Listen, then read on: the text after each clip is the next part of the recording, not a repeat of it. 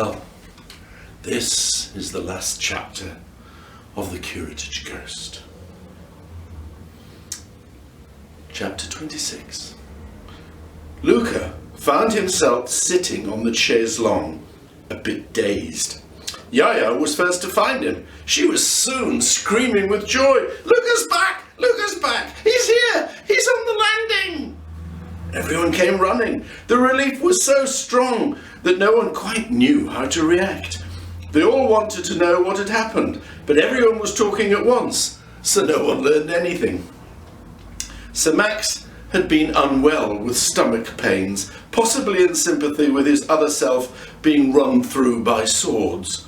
Anyway, he was feeling sorry for himself and slumped on his bed.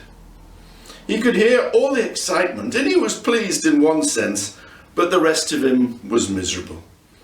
Luca was obviously back, but no Catherine. So he was condemned to a loveless mortal existence, out of his time and out of his place. This was a deep wallow into gloomy self-pity that we're all prone to occasionally. Amelie came in to see how he was, and could sense the gloom from the body language. He said he was fine, but the pools of non-verbal leakage gave him away. "Come on, Sir Max. Come and see Luca. Come and see Luca. This is not a time to be miserable. I'm sure he'll be able to tell you something about Catherine."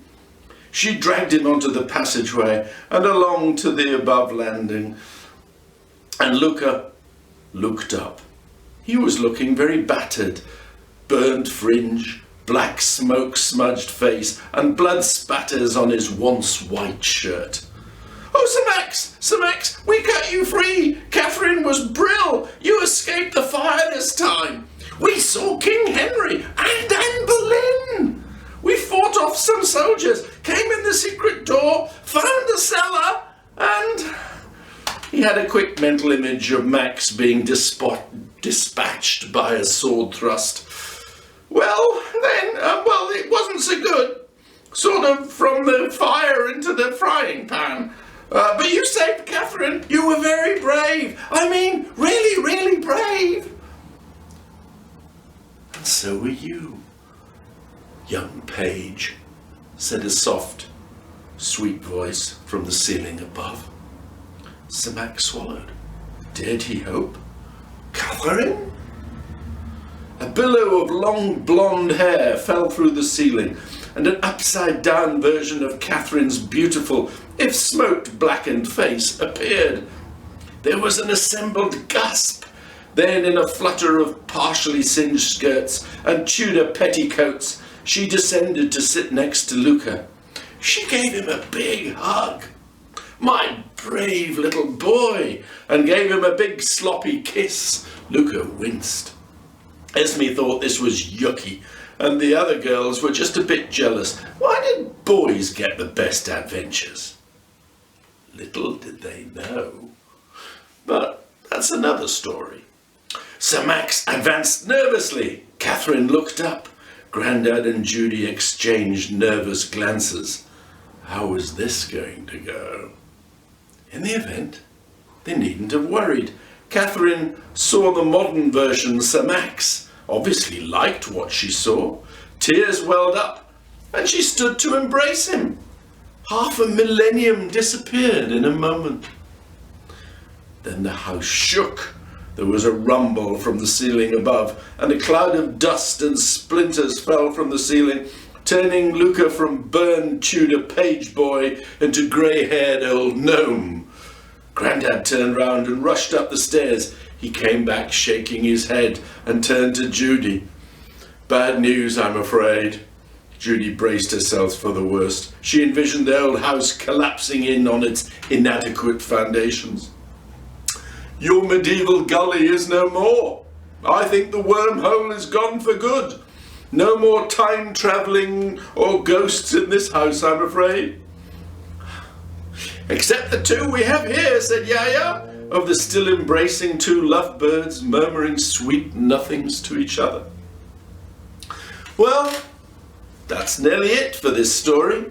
English immigration took a long time to give Max and Kate a proper identity.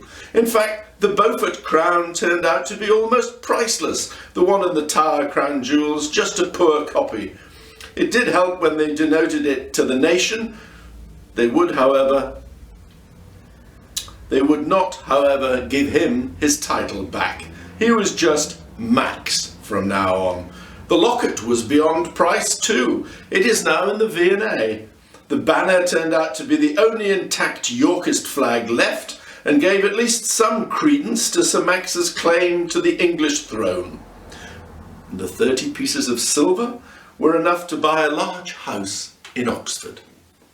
Maurice and the bishop were eventually persuaded to marry Mr. and Mrs. Max and Kate de la Pole in St. Edward's Church, Corfe Castle. It was a beautiful and unusual ceremony in that they married at the wrong end of the church, the baptistry, because that was in the Beaufort Tower. Catherine's great-grandmother, wife of John of Gaunt, watched over the ceremony, looking down on them all.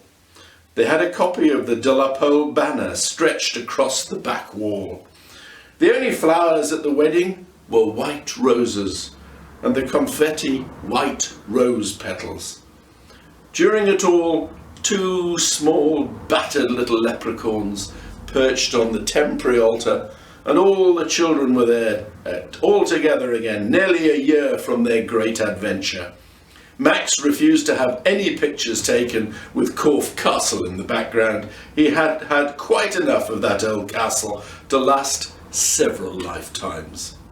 Judy painted a wonderful picture of the married couple in full Yorkist court dress, and that hung in pride of place for the rest of their mortal lives.